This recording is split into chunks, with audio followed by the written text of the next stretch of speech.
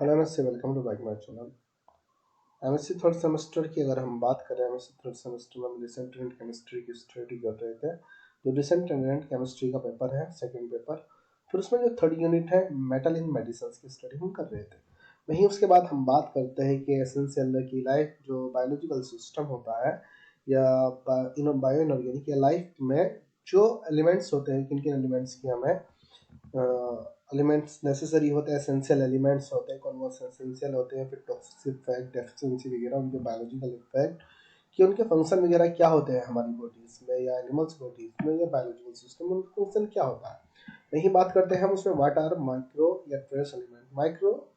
Micro elements या trace element या micro nutrients. Micro nutrients, अब माइक्रो न्यूट्रिएंट्स या माइक्रो एलिमेंट्स क्या होते हैं कि essential element, micro elements is essential elements, essential या trace element for life process के लिए एसेंशियल होते हैं। और micro elements are present in small quantity in human body या एनिमल बॉडी। जो माइक्रो एलिमेंट्स होते हैं ह्यूमन बॉडी या एनिमल्स बॉडी में स्मॉल क्वांटिटी में प्रेजेंट होते हैं। वहीं एग्जांपल की अगर हम बात करें, chromium, molybdenum, manganese, iron, copper, zinc, fluorine होते हैं। दे कॉल्ड माइक्रो या ट्रेस एलिमेंट। इनको माइक्रो एलिमेंट्स भी कहा जाता है, ट्रेस एलिमेंट भी कहा जाता है।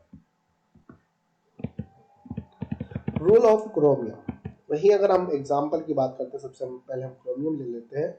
रूल ऑफ क्रोमियम या function of chromium in biological system या rule of chromium in human body या एनिमल्स बॉडी या bio inorganic chemistry. Bio inorganic, तो क्रोमियम का क्या रोल होता है ह्यूमंस बॉडी, एनिमल्स बॉडी में या बायोलॉजिकल सिस्टम में। Chromium is essential element for human body. Chromium are present in tissues. उन्होंने कहा कि क्रोमियम एक एसेंशियल एलिमेंट होता है, एसेंशियल एलिमेंट्स होता है जिसको माइक्रो एलिमेंट्स भी कहते हैं या ट्रेस एलिमेंट्स भी कहते हैं। यह स्मॉल क्वांटिटी में प्रेजेंट होता है, स्मॉल क्वांटिटी में ह्यूमंस बॉडी में प्रेजेंट होता है, ये ह्यूमंस के टिश्यूज में प्रेजेंट होता है। बायोलॉजिकल सिग्निफिकेंस की अगर हम बात करें, chromium, biological significance of chromium. Chromium का फंक्शन क्या होता है बायोलॉजिकल सिग्निफिकेंस का क्या होता है ह्यूमंस बॉडी में। Chromium is involve in lipoprotein metabolism. जो क्रोमियम होता है लिपोप्रोटीन मेटाबॉलिज्म होती है, जो मेटाबॉलिज्म होती है लिपोप्रोटीन की मेटाबॉलिज्म होती है, उनमें इन्वॉल्व होता है। Chromium decrease the low density of lipoprotein. जो क्रोमियम होता है वो decrease the low density of lipoprotein, lipoprotein की डेंसिटी को डिक्रीज कर देता है। या chromium increase the high density of lipoprotein.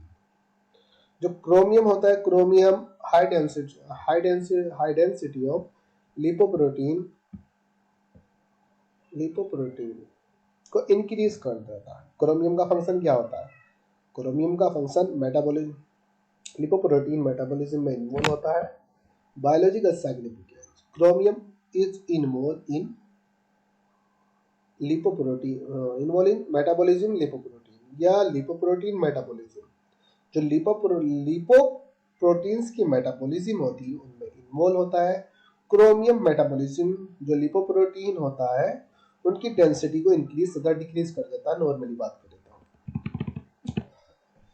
Chromium decrease the cholesterol effect. Cholesterol, जो क्रोमियम होता है, जो कोलेस्ट्रॉल होता है जिसकी वजह से हमारी बॉडी थोड़ी चर्बी आ जाती है, कोलेस्ट्रॉल बढ़ने लगता है जिसकी वजह से सांस वगैरह फूलने लगता है, तो उसके लेवल को भी क्रोमियम की हेल्प से, क्रोमियम अगर हमारी बॉडी में सही क्वांटिटी में प्रेजेंट होता है तो कोलेस्ट्रॉल बढ़ने नहीं देता, उसको मेंटेन करके रखता है।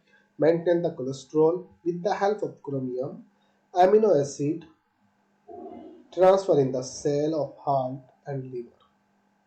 अब देखिए, जब क्रोमियम की हेल्प से ही जो एमिनो एसिड्स होता है, एमिनो एसिड्स होते हैं वो हार्ट सेल्स तथा लीवर में ट्रांसफर किए जाते हैं।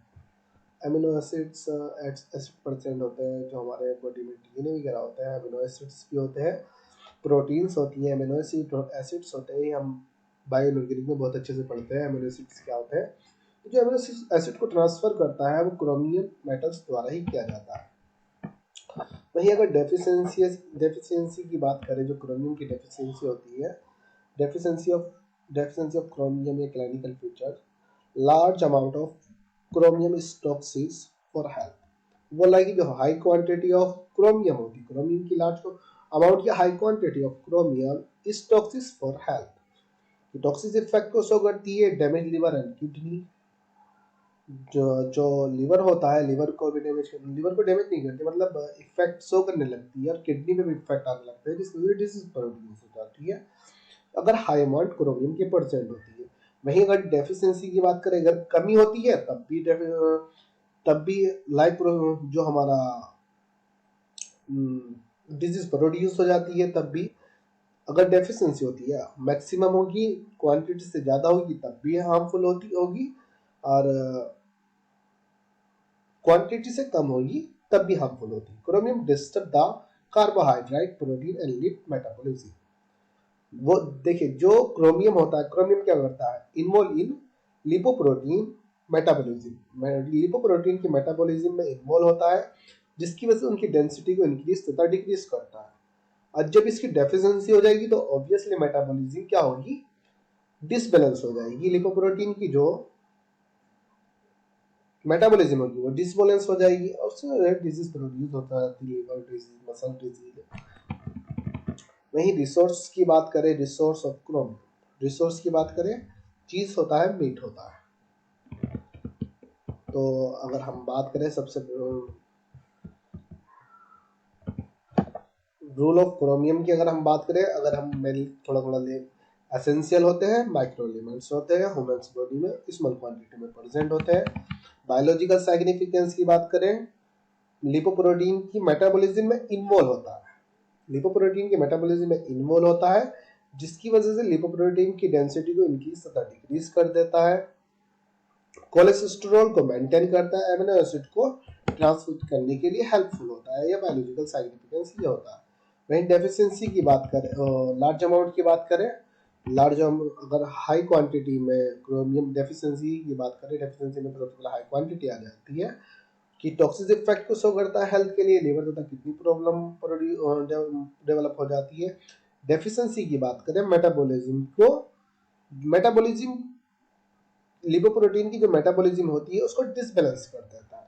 रिसोर्स की बात करें, चीज होता है, मीट होता है, लीफी वेजिटेबल्स होते हैं, पनीर होता है, etc।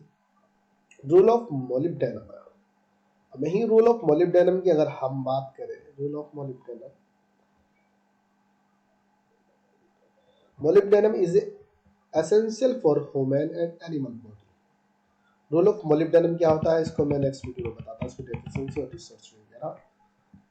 Okay, thank you.